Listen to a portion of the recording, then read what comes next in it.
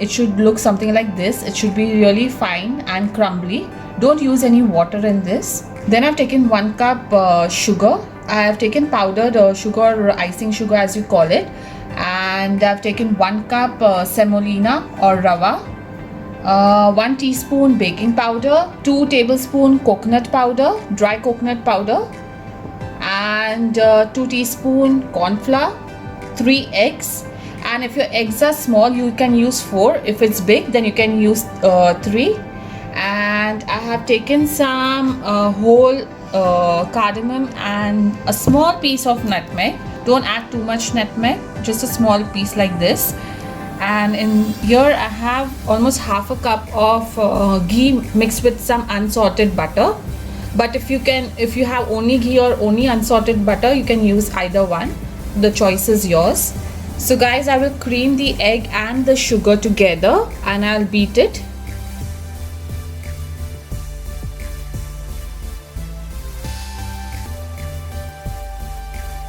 I will not add the entire sugar at one time. I'll add it slowly in parts. You can use a hand blender or the electric blender to beat the eggs and sugar.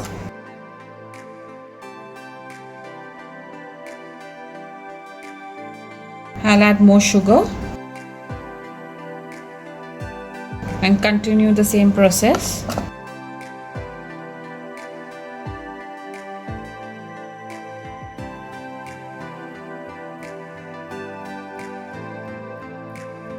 Now to this I will add some vanilla essence.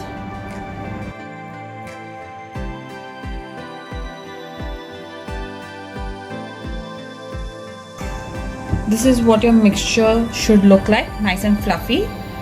And now I'll proceed to add all the dry ingredients along with the coconut. So I'll add in my baking powder, the corn flour. So in the original recipe of Bath, they don't actually use corn flour, but I'm using corn flour to actually bind the cake together. It will give you a good result. Then I'll be adding 2 tablespoons of desiccated coconut, the wet coconut, 1 cup of rava or semolina as you call it, and give this a stir. Mix the ingredients well.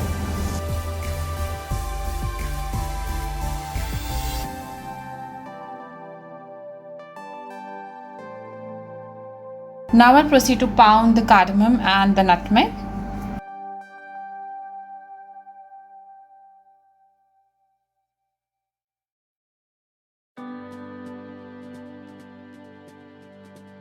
Now I proceed to add the crushed cardamom and nutmeg into this. You can use the powder itself, but the crushed version gives you a better flavor.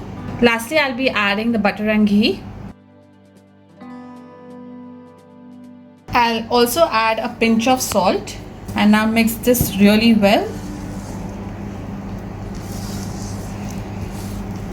So basically we need to let this batter rest for or at least minimum 6 hours, or you can keep it overnight and use it the very first thing next morning. Usually people prefer keeping it overnight. So this is what the consistency should look like of the batter. It should not be runny because it will spoil the cake. Also, if I keep it for overnight or more than 6 hours, the rava will soak in all the moisture and your cake will be really perfect. So guys, for the lattice crust, I will take 1 cup of all-purpose flour. To this I will be adding some frozen butter. Ensure that the butter is not soft. 1 teaspoon sugar. This is optional. Half a teaspoon salt. 1/4 cup of vegetable oil. And now I'll mix this well.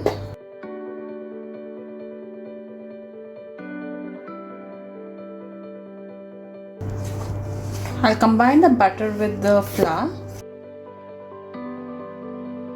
Now I'll pour in some water, just a little bit, 1/4 cup approximately, just to combine everything together. You have to knead it really well. You don't want your crust to be crumbly. Now I'll remove it out on a flat surface and knead it really well.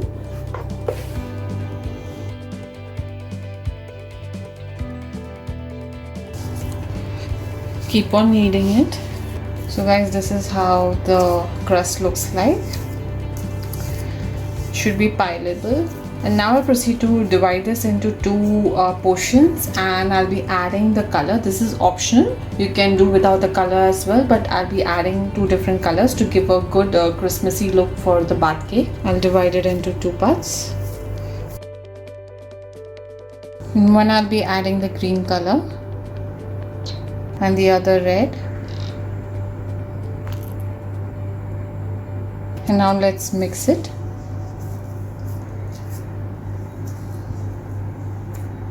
So guys, this is how it looks like. You really need to knead a lot of, if you're adding color, you need to knead it really well so that the color mixes completely, just like this. And actually Aston helped me in doing this, and because my hands started aching. Now I'll put this in the fridge, and then I will, once I want to put it on the bath cake, I will remove it out of the fridge and then roll it and cut it into strips. So guys, I will now proceed to roll this. So if you find it breaking from the sides, try to join them together and then again try to roll them just like this. So guys, this is how the dough should look like, flat and smooth from top. So you can roll out the dough according to your pan, and this is the size of my baking pan in which I'm going to bake my bath cake in. So you can see it's almost fitting in this all over. So this is good enough for my lattice work. And now I'll proceed to cut this into strips. So now let's cut it with a pizza cutter. It's better to cut with a pizza cutter or a roller. First you make some points over here, so you know that is the exact point you need to cut in, so you'll get exact amount of strips. So these are the strip guys, and this is how it should look like. I'll repeat the same with the green dough as well. Continue to roll it. So guys, I have taken my baking tin and I have lined it with some butter, and I put some flour as well at the sides, and I've layered it with a butter paper layer. And please use this step, because if you don't use the butter paper or the parchment paper down, then the cake might stick to the bottom. So this is what you don't want, and please ensure not to skip this step. Now I proceed to add the cake batter in the baking pan. Now I'll bang this from all the sides so it's evenly placed. I'll just overlay it on the cake like this. Then I'll be lifting the alternate strips up, somewhat like this. I'll rest it over here. Don't worry if the batter has come on that. You can later, it will go back on the batter, so it will be perfectly fine. Here goes my first strip. And now I'll lift this down.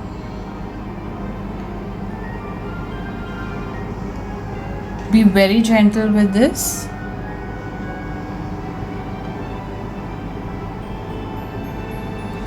Now I proceed to remove this strip, the alternate strip, on top. Then I'll proceed to add another green one. Gently, and fold the strips down.